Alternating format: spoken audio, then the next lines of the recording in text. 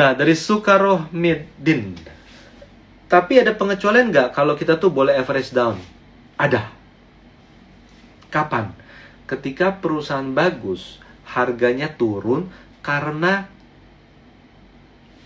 faktor lain. Contohnya apa? Beli BRI, beli BCA, beli Mandiri, beli Telkom, apapun itu ketika pandemi. Yang bikin harga turun adalah orang takut pandemi, ya kan? Gua hidup gimana? Lagi nggak kerja, ya kan? Gua hidup gimana? Nasabah reksadana di redeem, akhirnya apa? Kan ngejual, harga jadi turun. Bisnis BCA, BRI segala macam, kita harus lihat apakah ini impact-nya permanen ketika pandemi atau ketika pandemi selesai ya udah normal lagi kan, seperti itu. Kita harus lihat harga turun berapa dalam, bisnisnya turun seberapa sedikit gitu loh. Kalau itu yang terjadi, itulah average down. Malah kalau bisa all in. Yang penting apa? Company-nya jelas. Bukan company yang dianggap-anggap bagus oleh kita, tapi yang memang bagus. Oke, lanjut ya. Lanjut di sini average down udah, lalu habis itu dari Bu Karisa. Kesimpulan, 1, silakan analisa fundamental yang relevan dan proyeksikan jika Anda investing. Yes, betul. Saya sangat encourage teman-teman mempelajari, mendalami fundamental. Kalau Anda beli saham untuk beli seakan Anda beli rumah. Beli untuk disimpan selamanya. Gitu loh. Beli untuk dimanfaatkan selamanya. Oke? Fundamental nomor 1. Technical nggak boleh dilihat. Percaya deh. Oke? Technical tidak boleh dilihat. Tapi, kalau teman-teman beli sesuatu untuk nanti dijual, beli lagi untuk nanti dijual, itu namanya trading. Itu namanya trading. Enggak kok, saya invest bisa setahun. Trading juga ada yang horizonnya setahun. Namanya position trading atau trend following. Itu juga ada sampai setahun. Jadi, kalau beli saham untuk nanti di harga tertentu dijual, itu lebih banyak aspek technical daripada fundamental. Sangat singkat waktu kita untuk bisa saya jelaskan mengenai hal ini, tapi pada dasarnya itu adalah konsepnya. Oke, nah lanjut ya, lanjut di sini ya. Kita lihat lagi, ada pertanyaan lagi nggak di sini? Oke, ini ada kolom pertanyaan dari Wewikwijangkoro. Misal beli saham buat dapat dividen yang yield tinggi, terus ARB 5 kali tapi masih di hold, apa itu ya? Itu namanya salah ngitung. Bukan judi, tapi itu salah ngitung. Beli saham yang kasih dividen yield tinggi, tapi setelah itu ARB 5 kali. Itu namanya apa? Itu namanya teledor ngitung. Di sana, teman-teman harus ingat, dividen itu seperti telur dari ayam. Oke? Ada ayam, ayam petelur, udah gemuk banget karena di dalamnya ada 10 telur. Misalnya seperti itu ya, 10 telur. Oke? Yang jadi fokus Anda adalah berat ayamnya. Makin berat ayamnya, makin bagus. Oke? Makin gemuk di sana. Oke? Nah, tapi ketika Anda fokus pada berat ayam dan ayamnya sudah bertelur, yang jadi apa? Yang jadi kan beratnya turun. Nah, turun itu akhirnya apa? Turun itu adalah yang kita sebut dengan ARB berhari-hari, teman-teman. ARB berhari-hari. Di situ dia. Jadi, kalau beli saham dividen yield tinggi, ARB berturut-turut, turun ARB berkali-kali, itu namanya adalah teledor menghitung. Di sana fokus kita adalah harga, tapi karena sudah bertelur, contohnya seperti itu, harga jadi turun. Itu hal yang wajar kok. Teman-teman, kita buang air juga berat kita jadi turun kan. Sama aja kok. Jadi, kalau mau beli saham yang berpotensi bagi dividen gede, belinya jangan ketika menjelang bertelur. Tapi kapan? Pas masih kurus. Oke, lanjut ya. Kita lanjut. Lalu Orange Gecko. Malam kok, kalau mau swing trading, beli di support tapi kemudian tembus support, cut loss-nya gimana? Break support, jual. Beli saham karena di support, itu udah bener. Kalau mau swing, oke? Itu udah bener. Itu bener-bener metode. Itu metode, udah di support, oke? Lalu dia turun ke bawah support, ngapain dong? Jual. Di bawah support. Ya kan? Tapi jadi nggak bener dong, beli di support. Bukan. Market itu punya sebuah dinamika. Nah, kita membaca tendensi. Nah, membaca tendensi, teman-teman, disitulah kita menggunakan metode beli di support. Tapi yang jadi pertanyaan paling penting adalah, apakah support Anda sudah benar? Teori adalah mau swing, beli di support. Nah, supportnya itu sudah benar belum? Ditentuin. Disitulah teman-teman butuh metode, butuh analisa teknikal, menguasai analisa teknikal, teman-teman. Semoga menjawab ya, Orange Gecko. Lanjut ya, di sini.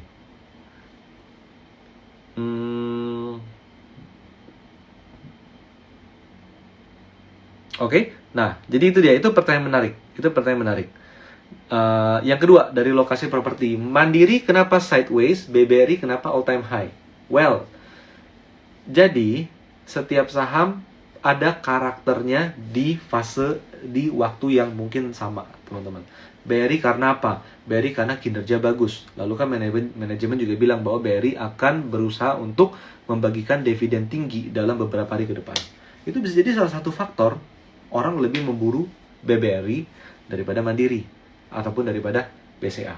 Nah, yang paling penting di sini adalah apa? Kita kadang kalau menguasai teknikal, kita bisa lebih mengetahui awal saham yang lebih bagus ini BRI deh, bukan Mandiri deh. Belinya BRI dulu, Mandiri nanti dulu di sana.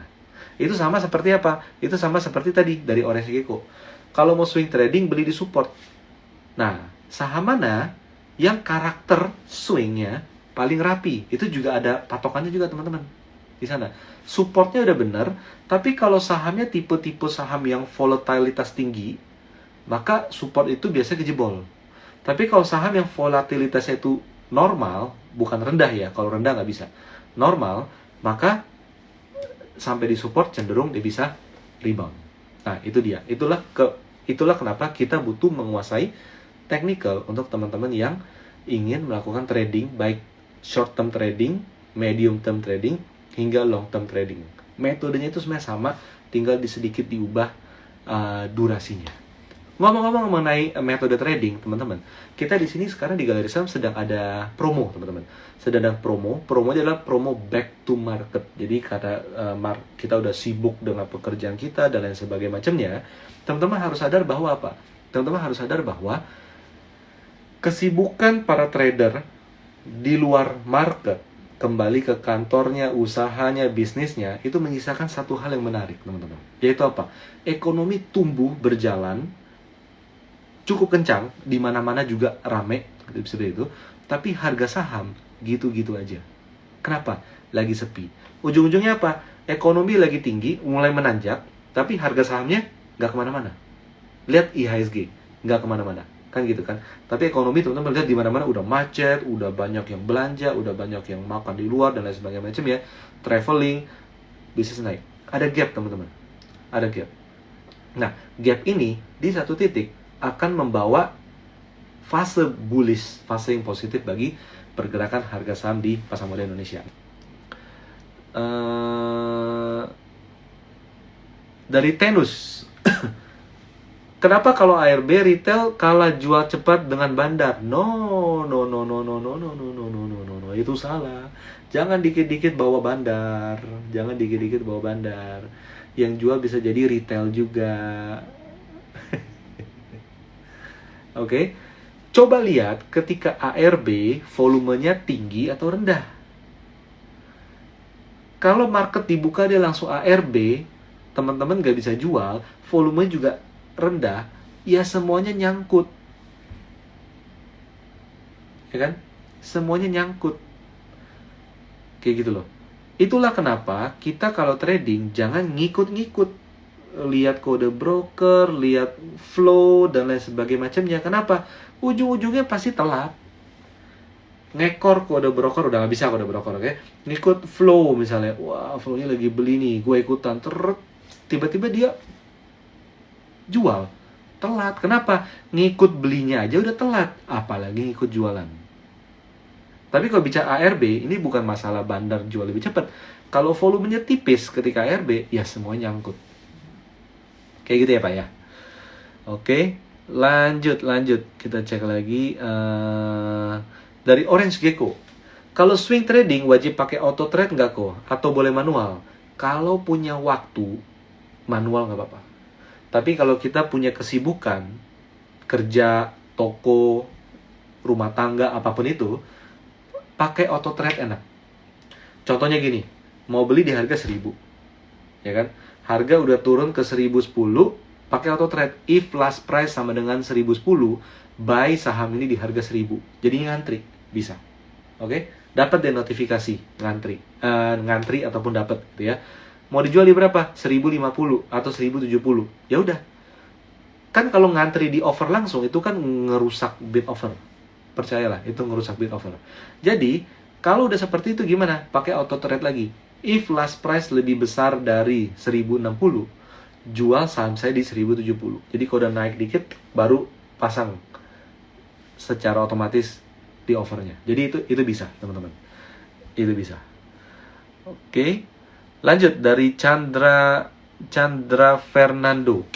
Pak, kasih tips untuk average down. Why?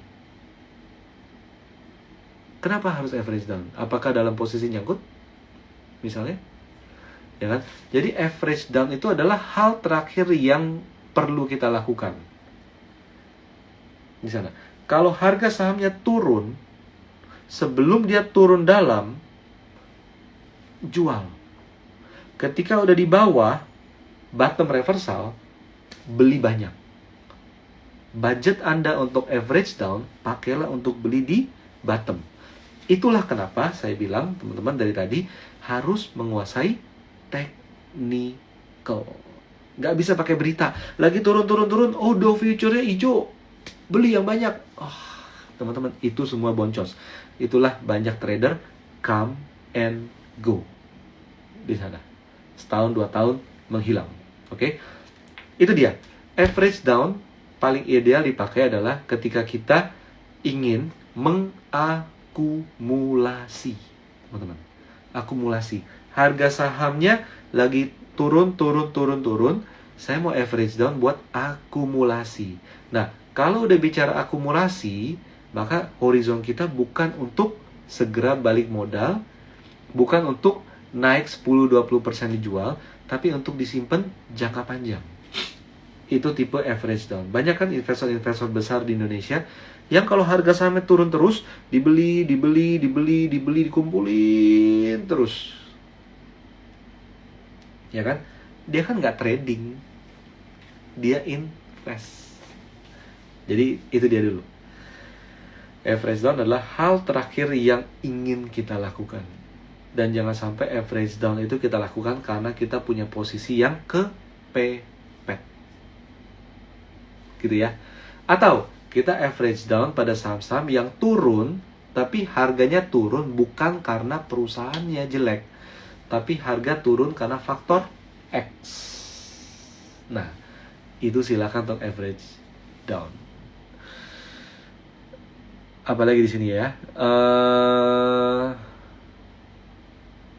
Nah, ini pertanyaan bagus banget nih. Pertanyaan bagus banget dari Ika Vero 10. Kalau untuk trading itu sebaiknya buat target untuk take profit minimal berapa persen kah amannya? Ini banyak yang salah kaprah, teman-teman. Ini banyak yang salah kaprah. Kita tendensinya adalah kalau cut loss 3% dari harga beli. Kalau profit taking 7% dari harga beli. Itu nggak bisa kayak gitu. Makan hati. Setiap saham punya volatilitasnya sendiri, sehingga setiap saham punya target-target profit takingnya yang berbeda-beda. Bisa diikuti nggak di sini? Ya, karena setiap saham punya karakter volatilitas yang berbeda, maka setiap saham punya target-target profit yang berbeda. Kalau BRI mungkin 7% bisa take profit. Misalnya gitu ya, ketika lagi sideways. Tapi ketika lagi trend, mungkin 15% bisa profit taking. Tapi saham-saham seperti Kalbe Pharma, swing juga tuh Kalbe itu, 5% itu mungkin range untuk profit taking dia. Beda-beda teman-teman. Itu beda-beda. Breeze itu mungkin punya range 15% untuk profit taking. Jadi, memahami di mana level support, memahami di mana level resist akan menentukan berapa sih range profit taking kita. Asalkan support dan resist itu benar caranya. Oke? Dan setiap saham punya volatilitas yang berbeda-beda di sisi atas maupun sisi bawah.